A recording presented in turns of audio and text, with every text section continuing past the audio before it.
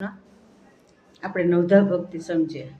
9 પ્રકારની ભક્તિમાં છેલ્લે સમર્પણમાં એવો ભાવ આવ્યો કે ઈશ્વર સિવાય આપણું કોઈ જ નથી ને આપણા ઈશ્વર જ છે, અને ઈશ્વરની આ સૃષ્ટિમાં આપણે ઈશ્વર સમર્પિત થઈ જઈએ તો આપણું જીવન છે એ બેડો પાર થઈ જાય છે.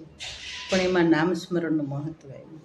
તો એ નામ સ્મરણ વિશે હવે હું આપને સમજાવીશ કે નામ સ્મરણ કેવી રીતને કરવાનું, નામસ્મરણના ફાયદા શું છે, નામસ્મરણ કયા સમયે કરવું જોઈએ, અને એ નામસ્મરણ કરવાથી આપણી ભાવના છે એ ક્યાં સુધી ઉત્કૃષ્ટ બને છે, એટલે કે ભક્તિભાવ છે આપણો પરમ સીમાએ જવા માટે નામસ્મરણ કેટલું મહત્ત્વનું છે તે હવે પછી હું તમને હમણાં સમજાવું.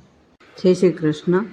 આગળ આપણે નવધા ભક્તિ સમજ્યા, અને હવે મારા મનોમંથન વિષયમાં દિવ્ય જીવન બનાવવા માટે સચ્ચિત આનંદ સ્વરૂપ પરમાત્માની ઓળખ તો આપણે લેવી જ પડે. એટલે આપણે શરીર છીએ અને એની અંદર રહેલો આત્મા છે તે પરમાત્મા તરફ જવા માટે જે લાયક બને છે, યોગ્ય બને છે.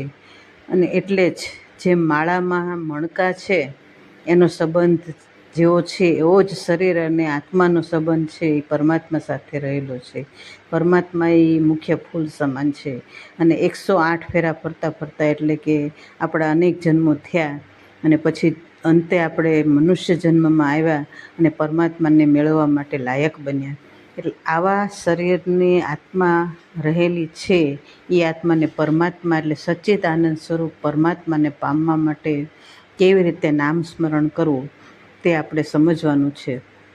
તો સતયુગમાં ધ્યાન અને યોગ કરવામાં આવતા, અને તેના થકી ઋષિમુનિઓ, દેવો એ પરમાત્માને પામી શકતા હતા. ત્રેતાયુગમાં હવન યજ્ઞ વગેરે થતા, અને દ્વાપરમાં પૂજા પાઠ અર્પણ વગેરે ઘણા પ્રયત્નો દ્વારા અને પરમાત્માને પામવા માટે સર્વ લાયક બનતા હતા. જ્યારે અત્યારે હવે ઘોર કળયુગ ચાલી રહ્યો છે, અને આ કલયુગમાં પરમાત્માની પ્રાપ્તિ થાય એ માટે શાસ્ત્રોમાં, ભાગવતમાં, ગીતાજીમાં અને અનેક ગ્રંથોમાં અને અનેક જગ્યાએ અને સાધુ સંતોના મુખે સાંભળ્યું છે અને કહેવામાં આવ્યું છે કે ફક્ત નામ સ્મરણ જ તરવાનો શ્રેષ્ઠ ઉપાય છે.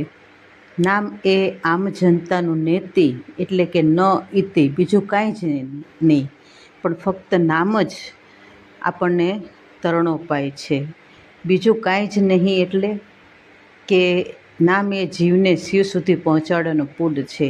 પરમાત્મા શિવ છે, એમાંથી જ બધાએ બ્રહ્મા, વિષ્ણુ, મહેશ અને સર્વ દેવી દેવતાઓનો પ્રાદુર્ભાવ થયેલો છે.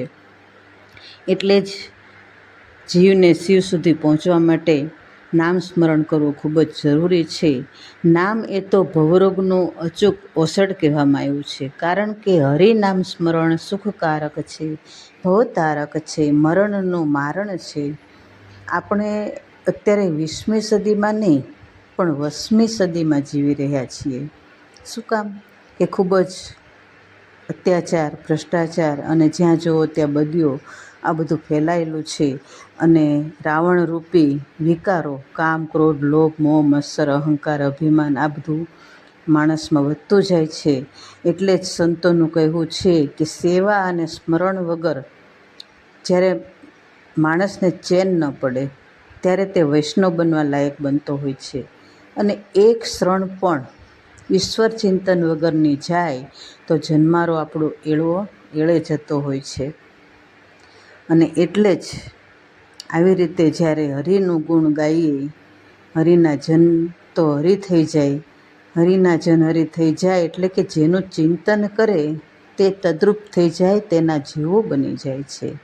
નામ નામીનો ભેદ મટે ને નામી નામ આપહી હો જાય, એટલે એ પોતે જ એવો બની જાય છે કે પરમાત્મા પોતે એને ખેંચતા હોય છે, એની તરફ આકર્ષાતા હોય છે. અને આવી રીતે સંતો દ્વારા આપણને પરમાત્માની પ્રાપ્તિ કરાવતા હોય છે.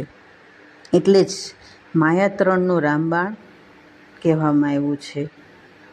અને જ્યારે આવી રીતે વ્યગ્ર ચિત્તને એકાગ્ર કરવા અંતરથી, જ્યારે એટલે કે આત્માથી, આપણા હૃદયથી ઈશ્વર નામ લેવામાં આવે છે, ત્યારે દસે દિશાઓમાંથી મંગલ ધ્વનિ સંભળાય છે.